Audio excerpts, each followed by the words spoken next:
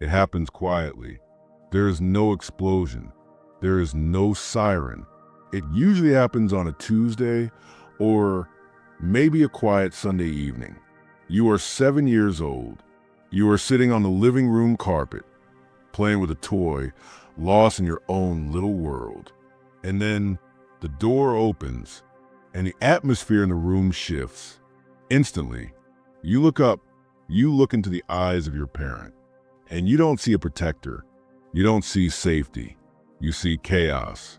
Maybe their eyes are glazed over from addiction. Maybe they are red from crying. Or maybe they are just empty, a hollow void where a mother or a father is supposed to be. In that precise millisecond, your childhood ends. Something ancient, something biological, clicks inside your small brain. It's a survival switch. You realize with terrifying clarity, if I don't hold this house together, nobody will. So you stand up, you put the toy away, and you go to work. Welcome to the deep dive. Today, we are talking about the invisible child. We aren't talking about the kids who rebelled or the kids who ran away. We are talking about the ones who stayed, the ones who became the therapists, the mediators, the best friends to their own parents.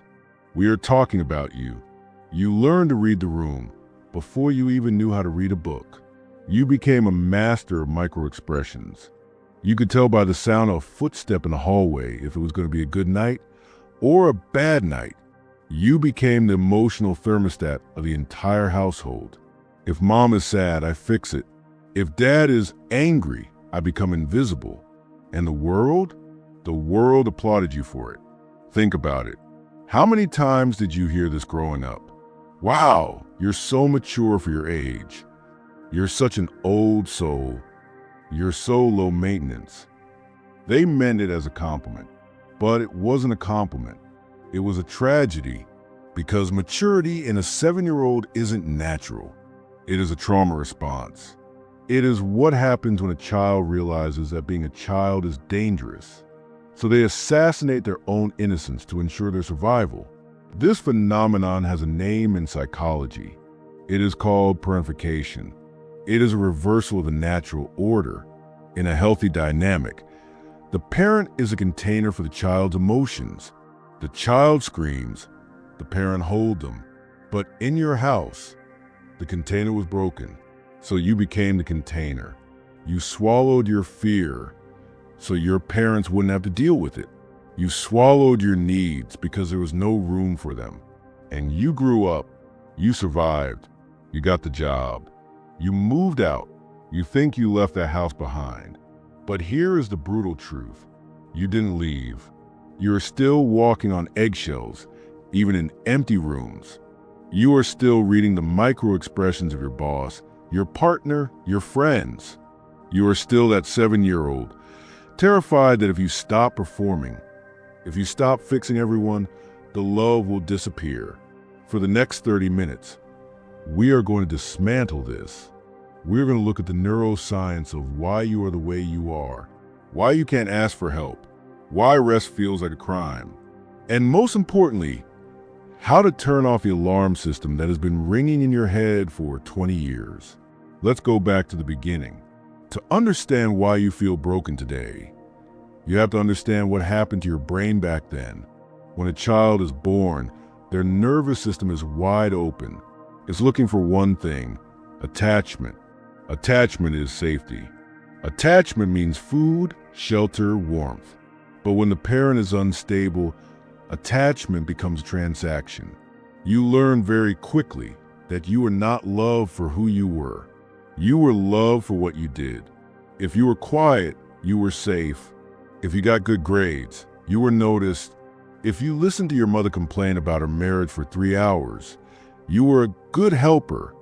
This rewired your dopamine receptors. You began to associate love with usefulness. Deep down, you develop a core belief that drives your entire adult life. I am only worthy of love if I am fixing something. If I am not useful, I am nothing. This is why you are exhausted. You aren't just tired from work. You are tired from the crushing weight of maintaining your utility. You are tired because you spent decades auditioning for a role that you already got. Let's look at the symptoms. Because they are sneaky, they disguise themselves as personality traits. The first symptom is hypervigilance. Do you hate surprises? Do you feel a spike of anxiety when your phone rings? Do you constantly analyze the tone of text messages? Why do they use a period instead of an exclamation point? Are they mad? Did I do something? That isn't anxiety. That is your brain scanning for a predator. When you grow up in a chaotic home, your amygdala, the fear center of the brain, grows larger. It becomes sensitive. It treats a slightly awkward silence at a dinner party with the same chemical urgency as a tiger in the room. You are living in a war zone that no longer exists. The second symptom is the inability to receive. You are the giver. You are the one who buys the best gifts. You are the one who plans the trips. You are the shoulder everyone cries on. But let me ask you a question and be honest. When you are hurting, who holds you? When you are falling apart at 3 a.m., who do you call? Most likely, nobody. Because to the parentified child, receiving care feels dangerous. It feels like a debt. If someone buys you lunch, you immediately calculate how to pay them back. If someone gives you a compliment, you deflect it. You have been trained to believe that having needs makes you a burden. And the one thing you promised yourself you would never be is a burden. So you suffer in silence. You lock yourself in the bathroom to cry so nobody sees. You come out, wash your face, put on that mask of I'm fine, and you go back to taking care of everyone else. It's lonely, isn't it? It is a profound, aching loneliness that you feel even when you're surrounded by people who love you. So what happens when this invisible child enters the adult world? Usually, they succeed, at least on paper. The parentified child makes an excellent employee. Think about it. You are self-sufficient. You don't need management. You anticipate problems before they happen. You are a people pleaser who is terrified of failure. Corporations love you. They will exploit that trauma until you burn out. You become the high-functioning adult. You have the career. You have the apartment. You have the routine. But inside, you are running on a fuel called high-functioning anxiety. You don't work hard because you are passionate. You work hard because you're trying to outrun the feeling of not being enough. You think, if I just get to the next promotion, if I just get to the next milestone, then I can rest. Then I will be safe. But the safety never comes because the danger isn't external. The danger is internal. This brings us to relationships. This is where the cracks really start to show. If you grew up too fast, you likely fall into one of two patterns in love. Pattern 1, the savior complex. You find partners who are broken, partners who need fixing. Maybe they have potential, but they can't get it together. Maybe they're emotionally volatile, and your brain lights up. I know this game. I can fix them. If I love them enough, I can heal them. You replay your childhood. You try to save your partner in the way you couldn't save your parents. But it never works. You just end up drained, resentful, and wondering why you're the only one trying. Pattern 2, the fortress. This is the hyper-independent route. You decide that needing people is weak. You say things like, I don't need anyone. I'm better off alone. You date, but you keep a wall up. You never let them see the soft parts. You never let them see you cry. You control the relationship perfectly. But deep down, you are terrified. You are terrified that if they saw the messy, scared, needy child inside of you, they would leave. So you leave first, or you push them away until they leave. It is a self-fulfilling prophecy of abandonment. And then, inevitably, comes a crash. You can only run on adrenaline and cortisol for so long. Eventually, the body keeps a score. Maybe it hits you at 25, maybe 30, maybe 40. You wake up one day and you just can't. You feel numb. The things that used to make you happy feel like nothing. You look at your life, this perfect, curated life you built, and you feel like a stranger in your own skin. This is often diagnosed as depression or burnout. But if we look deeper, it is actually grief. It is a delayed, massive wave of grief for the childhood you never had. You are grieving the weekends you spent mediating arguments instead of watching cartoons. You are grieving the secret fears you swallowed. You are grieving the fact that you had to be your own parent. And this grief is heavy. It feels like a physical weight in your chest. Most people run from this feeling. They drink. They scroll social media for hours. They work harder. They do anything to numb the silence. Because in the silence, the voices come back. The voice that says, it wasn't fair. And you know what? It wasn't fair. You need to hear that. Really hear it. It was not your fault. You were a child. You were small. You were soft. You deserved to be protected. You deserved to have problems that were the size of a lunchbox, not the size of a mortgage or divorce. The shame you carry, that feeling that you are fundamentally wrong, that isn't yours. You are carrying your parents' shame. You are carrying their baggage because they were too weak to carry it themselves. But today, right now, you can choose to put it down. This brings us to the hardest part of the journey, the part that nobody talks about on Instagram, shadow work. How do we heal? How do we rewire a brain that has been programmed for survival for 20 years? It doesn't happen with positive affirmations. You can look in the mirror and say, I am worthy 1,000 times, and your nervous system will laugh at you. Healing happens in the body.